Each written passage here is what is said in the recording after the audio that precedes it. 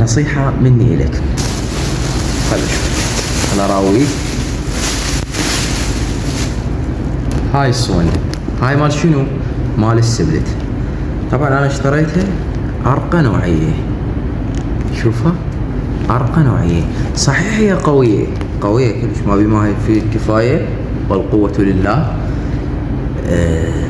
بس لازم نغلفها بغلاف خارجي. بدل ما تكدك سنة راح تكدك 5 سنوات. هسه راح نبدي نتيب من الجزء من هنا واحنا رايحين، كلها راح اتيبها.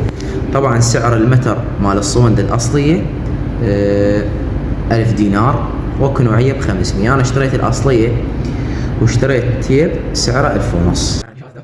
طبعا هسه راح نبدي نتيب شوية 5 مرات راح نحتاج كده. بعد ما تيبناها كلها شوف صارت بهذا الشكل المرتب. طبعا الصوندة كلش قوية، بس انا فوق ما هي قوية هاي شوفها حتى ما تطروحها، فوق ما هي قوية احب احافظ عليها لفترة اطول.